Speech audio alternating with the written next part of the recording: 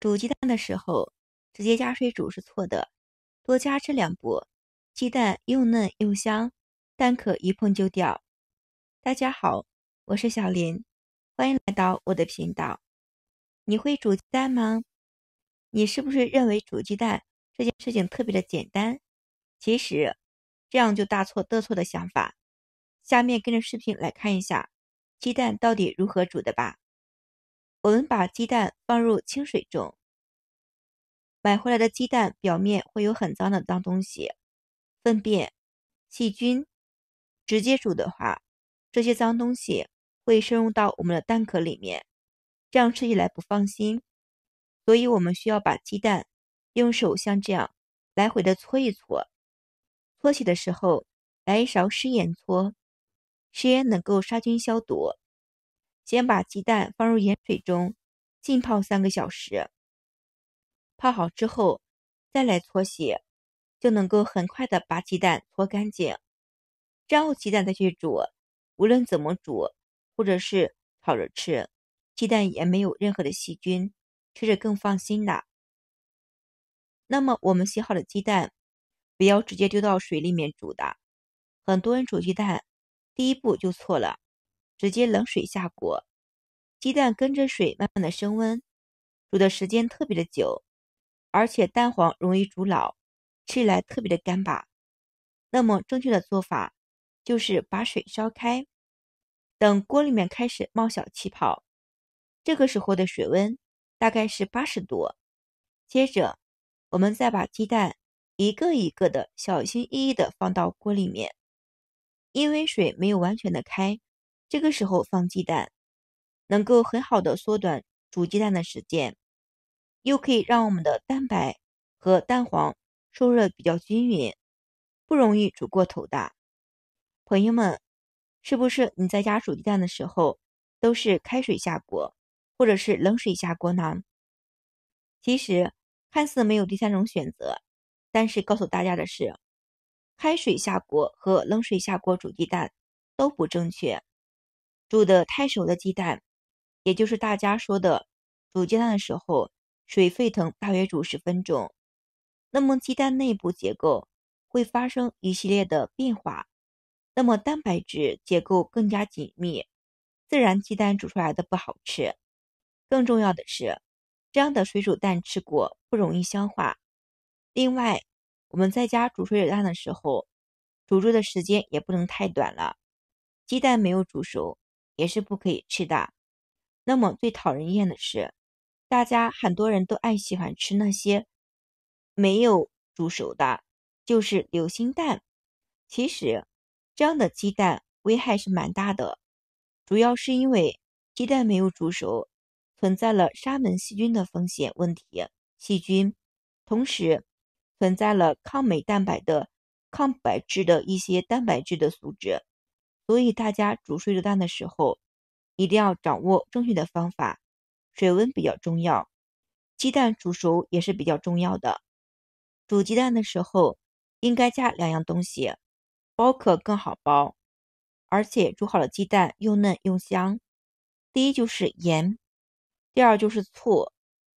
盐可以使我们的蛋白更加的紧致，而且能够渗透蛋壳里面，形成了一层隔离膜，蛋壳剥的时候比较好剥。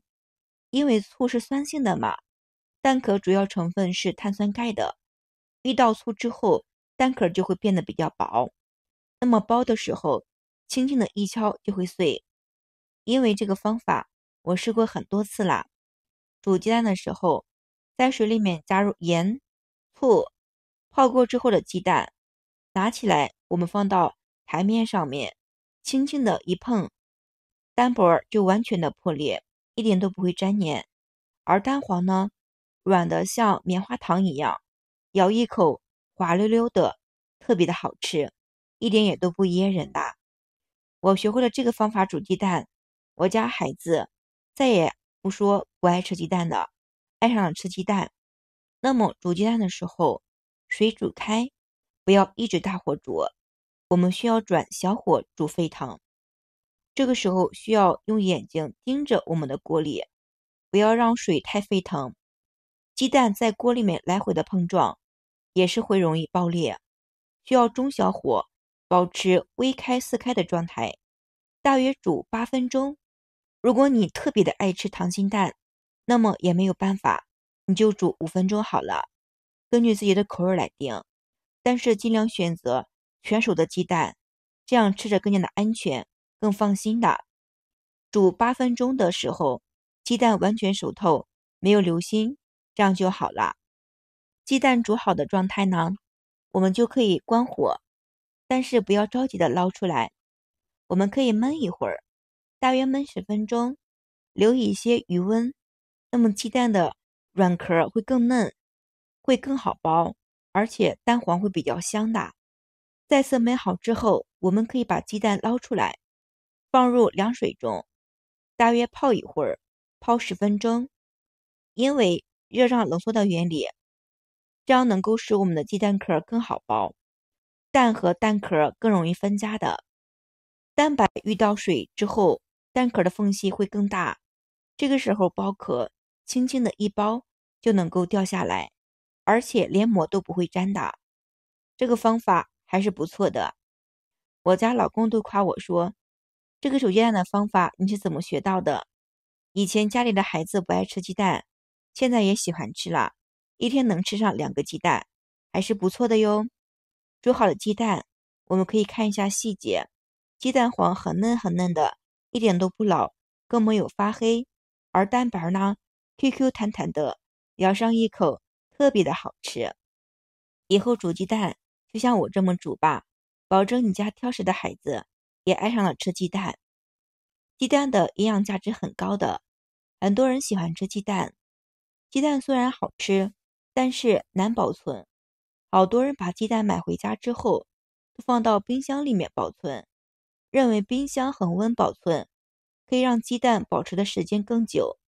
其实呢，你不知道，恰恰相反的，因为是冰箱的恒温室里面温度大，而鸡蛋表面容易结水珠，很快就会变质又散黄的。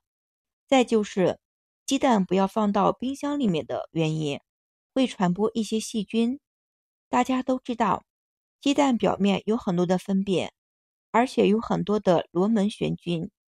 如果把鸡蛋放在了冰箱里面，这些细菌会在冰箱里面蔓延，相当于在养菌的，而且容易传播到冰箱里的食物表面。